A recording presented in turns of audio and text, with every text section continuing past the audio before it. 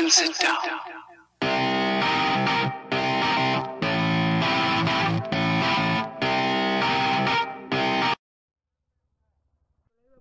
Perkenalkan, nama saya Desi Wahyusri Widyasuti, NIM 12401173431, mahasiswa IAIN Tulungagung, jurusan Perbankan Syariah. Saya di sini akan menjelaskan tentang hasil laporan saya yang berjudul Strategi Koperasi Serba Usaha Pantai Perigi Credit Union dalam mengembangkan UMKM di Desa Tasikmadu. Yang pertama yaitu profil dari lembaga tersebut.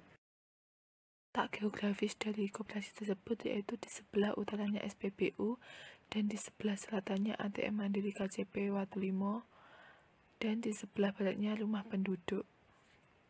Nama tempat PPL saya yaitu Koperasi Serba Usaha Pantai Perigi Credit Union atau biasa disebut dengan Koperasi PPCU. Alamatnya ada di Jalan Raya Pantai Perigi, nomor 1, Desa Tasikmadu, Kecamatan Watulimo, Kabupaten Trenggalek. Di sini saya akan menjelaskan tentang sejarah singkat dari Koperasi PPCU. Awal mulanya, terdapat sekelompok nelayan dan petani di daerah pesisir pantai selatan Trenggalek, yaitu berada di Pantai Perigi.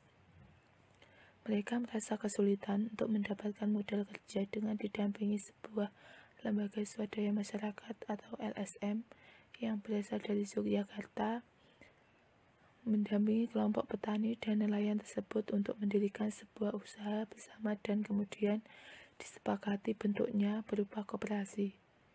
Setelah melakukan rapat sederhana bersama 34 orang anggota kelompok, mereka bersepakat untuk membayar modal awal masing-masing orang sebesar 100.000 sehingga semuanya terkumpul dengan jumlah 3.400.000.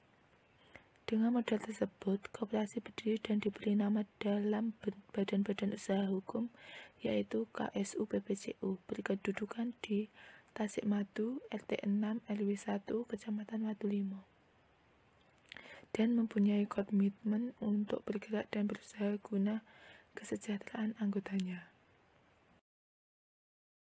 Dan yang kedua, saya akan menjelaskan tentang visi dan misi dari Koperasi Serba Usaha Pantai Perigi Credit Union.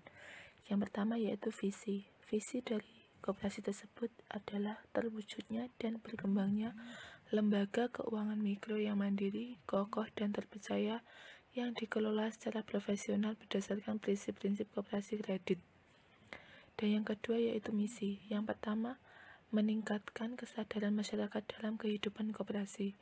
Dan yang kedua, mengajak anggota meningkatkan kualitas hidup. Ketiga, mengembangkan manajemen usaha yang baik untuk meningkatkan kualitas pelayanan kepada anggota. Tujuan dari Koperasi Serba Usaha Pantai Perigi Credit Union yaitu yang pertama, terwujudnya kehidupan anggota yang mandiri dalam gerakan koperasi kredit Indonesia. Dan yang kedua, terwujudnya PPCU sebagai lembaga keuangan mikro yang dikelola secara profesional. Ketiga, terwujudnya masyarakat dalam komunitas koperasi kredit menuju tatanan ekonomi kerakyatan yang adil, makmur, dan sejahtera. Setiap lembaga keuangan tentunya memiliki permasalahan yang dihadapi, baik masalah yang berasal dari dalam perusahaan itu sendiri maupun permasalahan yang berasal dari luar perusahaan. Salah satu strategi yang dilakukan oleh koperasi dalam menyejahterakan anggotanya yaitu memberdayakan dan menumbuhkan UMKM atau usaha mikro, kecil, dan menengah. Sejarah telah menunjukkan bahwa UMKM di Indonesia tetap eksis dan berkembang meski terjadi krisis ekonomi. Namun di sisi lain, UMKM juga menghadapi banyak permasalahan, yaitu terbatasnya modal kerja, rendahnya kualitas sumber daya manusia, dan kurangnya penguasaan ilmu pengetahuan dan teknologi. Permasalahan lain yang dihadapi UMKM yaitu keterkaitan dengan kurang jelasnya prospek usaha dan perencanaan dan belum mantapnya visi dan misinya. Hal tersebut terjadi karena umumnya UMKM bersifat income gathering, yaitu menaikkan pendapatan. Karakteristik tersebut dapat dilihat pada UMKM sekarang ini. Pada umumnya merupakan usaha milik keluarga, penggunaan teknologi yang masih relatif sederhana, kurang memiliki akses permodalan, dan tidak ada pemisahan modal usaha dengan kebutuhan pribadi. Ada 6 strategi pengembangan usaha kecil menengah. Yang pertama yaitu pilih lokasi yang tepat. Untuk UMKM yang bergantung kepada toko fisik, lokasi merupakan salah satu modal utama yang paling penting dalam mengembangkan usahanya. Dengan menentukan lokasi yang strategis, tentu akan sangat berpengaruh dengan bisnis kita. Dengan memilih lokasi yang dekat dengan pelanggan, tentunya exposure dari usaha itu akan lebih besar sehingga kemungkinan terjadinya transaksi juga lebih besar.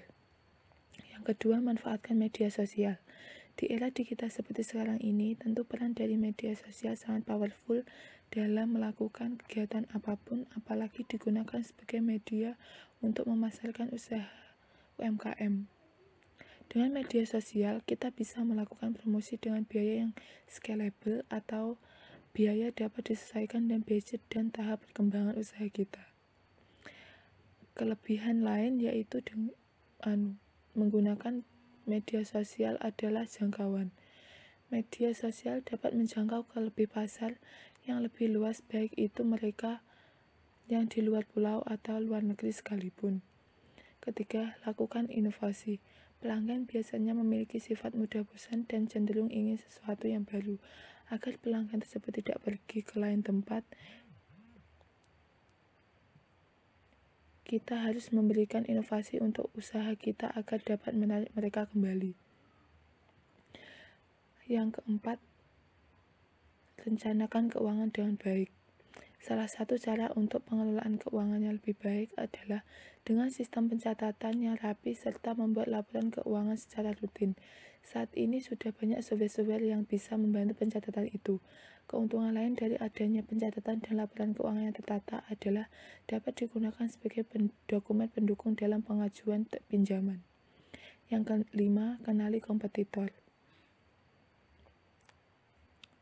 Pada umumnya ada puluhan bahkan ribuan yang memiliki produk sama dengan produk yang kami pasarkan.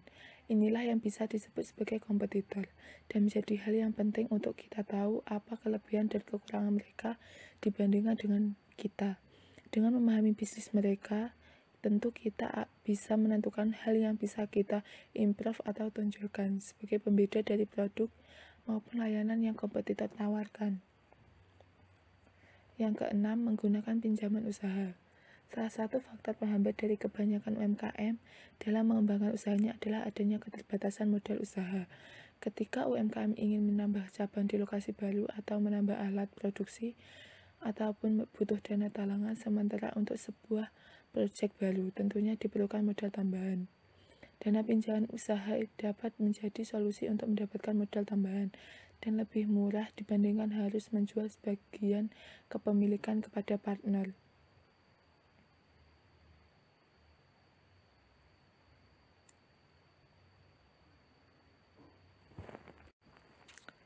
Implikasi strategi pengembangan sektor usaha mikro, kecil, dan menengah terhadap UMKM yaitu yang pertama, implikasi dari strategi perkuatan adalah naiknya omset para pelaku UMKM karena produknya yang semakin dikenal dan permintaan atas produk tersebut meningkat.